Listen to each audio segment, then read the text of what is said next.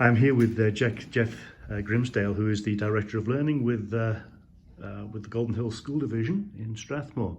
I just returned from Carseland School, where teacher Claire Wade is leading a remarkable initiative, which I'm hoping you'll just give your insight into. I know you were very modest about your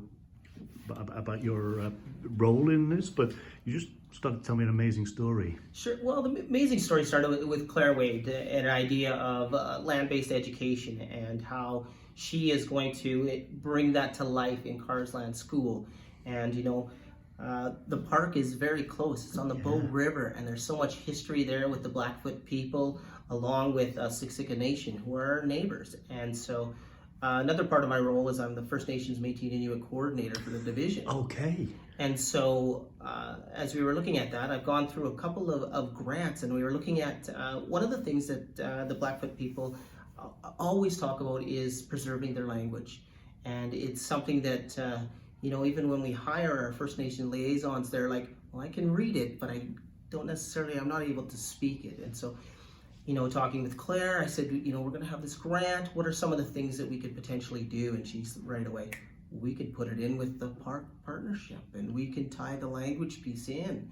And so we went about connecting with elders. And so we had Daryl Breaker is one of the elders. Yeah. And I went to Siksika to talk to their, superintendent of schools there, and asked me who would be someone that we could bring this in that knows a bit about the land and the language, and Daryl's name was one of the ones that they gave us. Right. So it came from them. It's like everything came together. We knew Daryl, and then the other piece is that while going through this, we're looking for how to, pronounce the words and say these things, and to get all the students, and Daryl's done a fantastic job. If you look at the videos of pre to now and how the students have embraced it, and it's phenomenal. Yeah.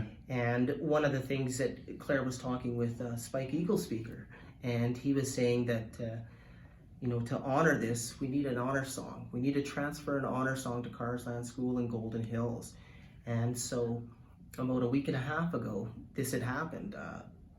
We had Elder Clarence Wolflake Sr., and he's well known. He was actually in Ottawa for the Remembrance Day ceremony to give to talk in Blackfoot. And it was phenomenal. And he's known everywhere through all the universities, and he's our elder for the division. Wow. And so he sits as an advisor to our school board now, and he comes to lots of our cultural events. Right. So he came and gave the blessing and smudging, and Spike then sung the song for the school, and then they did a little ceremony where they passed the song on to the school. And so we recorded the song so that we can have it, and now it's the first time ever in Golden Hills history that we've received an honor song.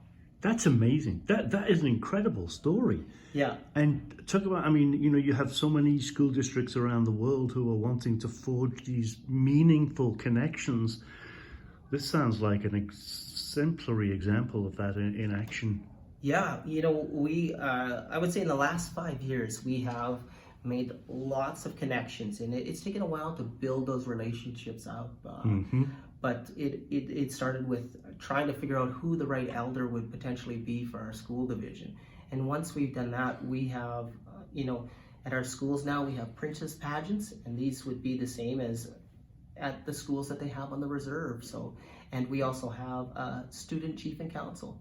And our Strathmore High chief last year, he gave a speech and it was phenomenal about how this was the most meaningful thing to reconciliation than anything.